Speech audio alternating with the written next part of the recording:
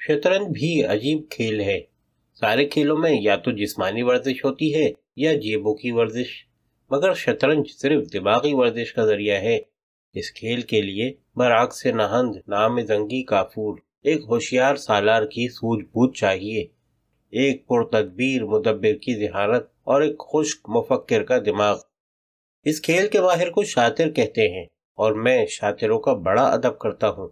जैसे अच्छा खासा भला आदमी बुरी सोहबतों में पड़कर कुछ बुरी आदतें सीख लेता है और नेक नाम की जगह बदनाम हो जाता है, वैसे ही शातिर के लफ्ज ने भी अपने साथ बहुत सी बुरी लतें लगा ली हैं। जुए में शातिर, झूठ बोलने में शातिर, धोखा देने में शातिर, जेब काटने में शातिर, वगैरह वगैरह। इससे ये मेरी मुराद नहीं कि मैं असली शातिर यानी शतरंजिये को भी इसी जिन्स की चीज समझता हूँ, बल्कि मुझे तो ये दिखाना है कि हर जगह शातिर के मानी है माहिर या कामिल फन, और शतरंज के खिलाड़ी में शतरंज खेलने के अलावा कोई न कोई कमाल होना जरूरी है। यूं समझ लीजिए कि इस बिसात पर कदम रखने के लिए किसी फन में कमाल शर्त वाक़ई है। पहले किसी न किसी हरफा में शातिर बन लीजिए, तब जाकर आप शतरंज के शातिर बन सकते हैं। कहते हैं कि टीवी के 3 दर्जे होते हैं और तीसरा दर्जा मोहलिक होता है। शतरंज तक पहुंचने के लिए इसी तरह के 2 खतरनाक मरहले झीलना होते हैं। पहले भी इस फन के हासिल करने के लिए 2 बाजियां पास करनी पड़ती थीं और अब भी यही हाल है, बस जरा मज़ामीन बदल गए हैं। पहले 25 गुंजीफा और शतरंज या बटेरबाजी, कबूतरबाजी और शतरंज के दर्जे थे। अब क्लब घरों के मेंबरों का अनीलापन या खलरानपन इससे जाहिर होता है कि वो पहले फ्लश और ब्रिज में जुए का फन सीखते हैं, फिर पोकर में पुरखों की कमाई गंवाकर चेहरे पर मैल न लाने का हुनर हासिल करते हैं, जब जाकर वो सर पर कफन बांधकर शतरंज में दिमाग लड़ाने की सआदत पर फाइज हो सकते हैं। फ्लश और ब्रिज ऐसे नौजवानों का खेल है जिनकी जेबें भारी हों और जिनके बाप की तिजोरी भरी पूरी हो। पोकर में जवान दिमाग की जरूरत पड़ती है और उस सपाट चेहरे की जिस पर सब कुछ खोकर भी कोई शकन न पड़े, और शतरंज में वो पुख्ता भेजा खपाया जाता है जो कम से कम 40 बरसातें खा चुका हो और जो इस कई सौगनी धूप में सूख कर शाखे मरजान बन गया हो। जब क्लब घरों में दाढ़ी मूछ मुंडे नौजवान इस बूढ़े खेल से शौल करने लगते हैं तो मुझे सख्त ताव आता है।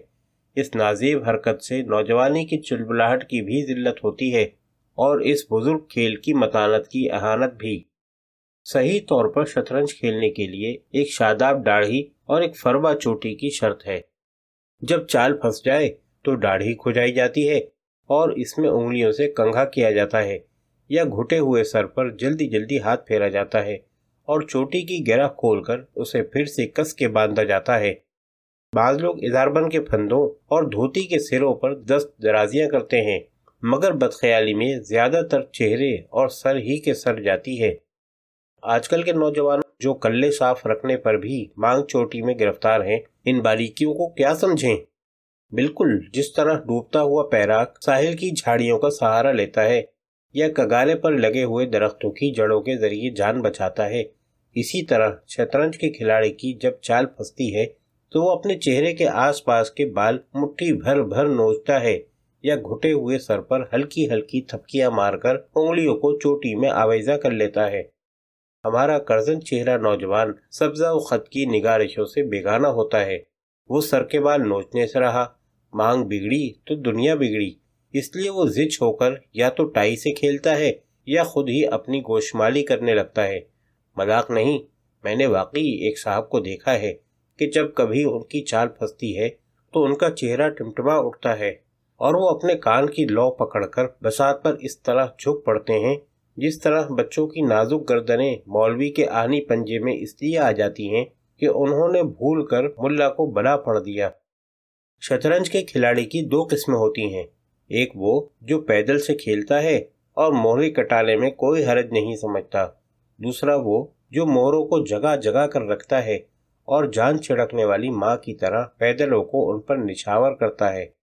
इन दोनों की नफ्सियात समझने के लिए बड़े गौर व खौज की जरूरत है। पैदल का खिलाड़ी बड़ा ही खतरनाक होता है। वो प्रजा राज का कायल होता है। वो एक इश्तराकी की तरह बड़े मोहरों को छोटे प्यादों पर से वारता है। اس کے نزدیک جمہور کی طاقت سب سے بڑی طاقت ہے۔ وزیر ہو یا بادشاہ، وہ دونوں کو کاٹ کا الو سمجھتا ہے۔ اسے افسر و تاج کی پرواہ نہیں ہوتی۔ وہ جفاکش مزدور نما پیدل کا فدائی ہے۔ مہرے باز شاہانہ طبیعت کا مالک ہوتا ہے۔ اس کی ہر چال جاگیردارانہ نظام کی دریا دلی ظاہر کرتی ہے۔ وہ سماج میں درجوں کا بڑا سختی سے قائل ہوتا ہے۔ اس کی نظر میں پیدل ٹکے کا مزدور ہوتا ہے۔ رخ سے بھی وہ عام طور سے منہ پھیرے رہتا ہے۔ فیلے کا ڈیل ڈول بھی وہ خاطر میں نہیں لاتا۔ ہاں، گھوڑا اس کی خاص سواری ہے اور وزیر ملکہ کی طرح اسے محبوب ہے۔ وہ ہر وقت انہی کی چالیں سوچتا ہے اور انہی کی حفاظت میں سرگرداں رہتا ہے۔ جب تک ان پر آنچ نہ آئے وہ ہنسی خوشی پیادے پٹواتا رہتا ہے۔ اس طرح اس کی طبیعت میں ایک فراخ دلی، ایک بے پرواہی، ایک شان استغنا آ جاتی ہے۔ وہ فیاض ہو جاتا ہے۔ اس میں نقصان برداشت کرنے کی صلاحیت آ جاتی ہے۔ وہ شطرنج بھی کھیل کی طرح کھیلتا ہے، مگر ذرا دقت پڑتی رہی ہوگی۔ قدیم مصر و ہندوستان، چین و ایران میں جب شطرنج کی بساط تبدیل ہو جاتی تھی، جنگ کے میدان میں تاریخ والے سچ یا جھوٹ کہتے ہیں کہ پرانے فرعونوں اور خاقانوں کے درباری ہال کے فرش پر شطرنج کے نقشے کھنچے ہوئے تھے اور مہروں کی جگہ کنیز و غلام پیدلوں کی طرح دوڑائے اور گھوڑوں کی طرح اچکائے جاتے تھے۔ اگر بادشاہ اور ملکہ کی بزم ہوتی تو ان زندہ مہروں کی حرکتیں بے اختیاری ایک دلکش ناچ کی صورت اختیار کر لیتی، جس میں زرخلید غلاموں اور کنیزوں کی خلابازیاں، پٹنا اور مارا جانا سب کچھ باعث تفریح و تفنن ہوتا۔ لیکن اگر بادشاہ اور سپہ سالار کی مجلس مشاورت ہوتی تو اپنے اور غنیم کے پرے جم جاتے، پیدل کٹتے، گھوڑے بڑھتے، ہاتھی سے ہاتھی ٹکراتے، رتھ ادھر سے ادھر دوڑتے، اور وزیر بار بار جان پر کھیل کر اپنے آقائے ولی نعمت بادشاہ سلامت کو زد سے بچا لیتا۔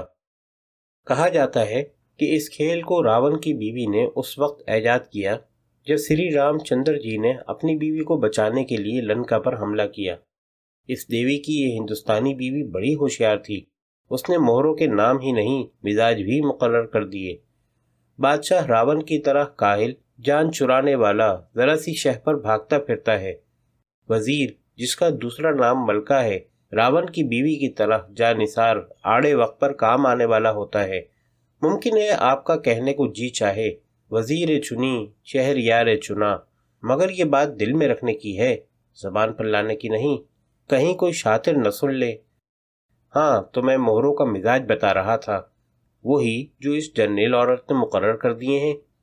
شطرنج کا بزدل بادشاہ ہمیشہ پناہ لینے کے لیے کسی سائے کی تلاش کرتا رہتا ہے، اور اس کی مردانہ صفت وزیر یا تدبیری نہیں بنتی، بلکہ پوری فوج کی سپہ سالاری کرتی ہے۔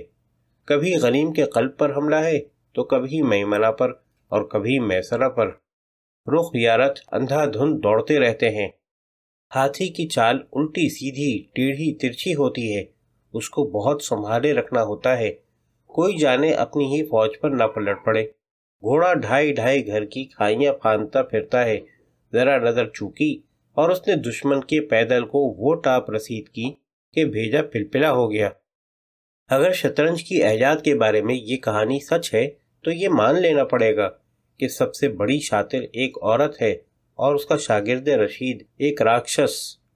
عورت اور راکشس کے میل سے جو چیز بنے، اس دو آتشے کے زور کا کیا کہنا۔ پرکھوں کا قول ہے کہ عورت نہ صرف جھگڑے کی جڑ ہے بلکہ جھگڑا کرانے میں بھی بڑی شاطر ہے۔ شاید یہی وجہ ہے کہ ہندوستانی عورتیں شطرنج کی بڑی اچھی کھلاڑی ہوتی ہیں۔ بہرنو یہ امر تو عقلیدت کے مسلمات میں سے ہے کہ جب کبھی بھی ایک ہوشیار عورت اور ایک بے وقوف مرد شطرنج کھیلیں گے تو نتیجہ صرف ایک ہی ہوگا، راون کی شکست اور موت۔